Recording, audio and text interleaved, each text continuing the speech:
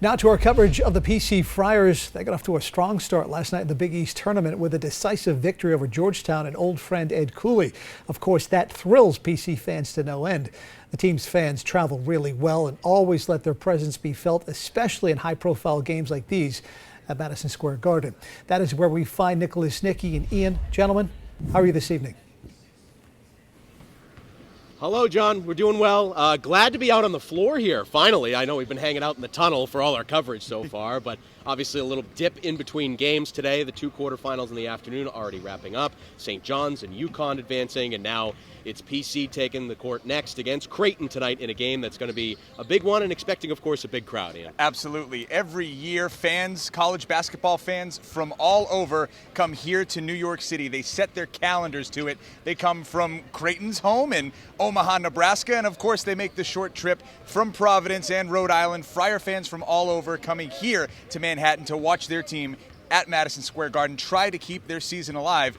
And a special place close by to the Garden that we checked in with today. Yeah, it was great. The weather was beautiful here in New York City as well, so we took a walk over to Jack Dempsey's and visited with some Friar fans who feel good about tonight. We walked right through the front door at Jack Dempsey's, and Friar fans everywhere. I mean, this be able to come to a place like this where you look out the front door, there's flags, there's signs, they're saying welcome Providence fans. It's sort of a hub, right? Oh, definitely. It's great just to be here in New York City, and you got a spot that we can go to. So I graduated in 1990. Wow. My daughter graduated in 2018, and my youngest, my baby, is now graduating. So, you know, it's been 30-something years since I was back here, and I was like, you know, he didn't go on spring break, and I said, let's do spring break together. Always loved Chris Dunn, Ryan Gomes, Marshawn Brooks. I started probably back in the late 2000s, being a big fan. What did we think of the way that Devin's played this year? Awesome. He deserves it. He's a king. He's doing so good. So good. We're so proud of him. King. King! Put the crown on him. Yeah! I thought Bryce was going to lead us to March Madness, but DC has held it down for us, so I'm pumped. No doubt. We can do it. If you go in with positivity, you get out positivity. Yes. And it's a must-win game for them to get in the tournament. As a bubble team, they need to take down Kalkbrenner, who's the Big East Defensive Player of the Year. Should have been Devin Carter, but you can't give him all the awards. You can't give him everything.